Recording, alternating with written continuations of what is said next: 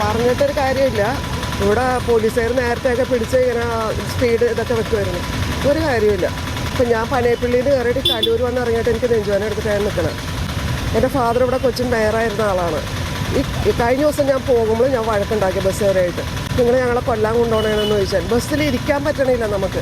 നമ്മൾ തെറിച്ച് പോയി ഇവന്മാർ പല്ലിൻ്റെ ഇടയിൽ ഇതെല്ലാം വെച്ചിട്ടായിരിക്കും ഇരിക്കണം. ഇവരിപ്പോൾ ശ്രീകണ്ഠൻ നായരൊക്കെ ചെയ്യണം എന്താണെന്ന് വെച്ചാൽ അവർ സ്കൂള് കോളേജുകൾ പിന്നെ ഒരു ഡിസ്ട്രിക്റ്റ് വൈസൊക്കെ നോക്കി ഈ ബസ്സിൽ കയറി ഒന്ന് യാത്ര ചെയ്ത് നോക്കട്ടെ എത്ര പല്ലിൻ്റെ ഇടയിൽ സാധനം ഉണ്ടാവും.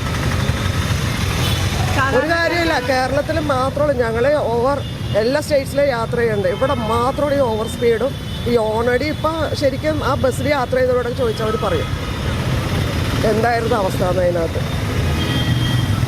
ചെറിയ പിള്ളേരാണ് ഈ കയറിയിരുന്ന് ഈ ഓടിക്കണയൊക്കെ. എന്തിനാ ഇത്ര ഓവർ സ്പീഡ് എടുക്കണം? എന്നിട്ട് ഞാൻ വഴക്കുണ്ടാക്കി എന്നോട് പറഞ്ഞു ഞങ്ങൾ പ്രാർത്ഥിച്ചിട്ടാണ്. ഞാൻ പറഞ്ഞു ഞങ്ങളും പ്രാർത്ഥിച്ചിട്ട് ഇറങ്ങണം, ജീവനോടെ വീട്ടിൽ തിരിച്ചെത്തണമെന്ന്. ഒരു വിലയില്ല. അവർ നമ്മുടെ വെക്കട്ട കയറണം. മോശമായ രീതിയിലൊക്കെ അവർ കമന്റ് പാസ്സാക്കും. വേണമെങ്കിൽ വണ്ടി കയറിയാൽ മതി എന്നുള്ളൊരു അഭിപ്രായം. അവർക്ക് വലിച്ചു കയറ്റാം, തട്ടി താഴെ ഇടാൻ വേണം അവർക്ക്, അത്രേ ഉള്ളൂ.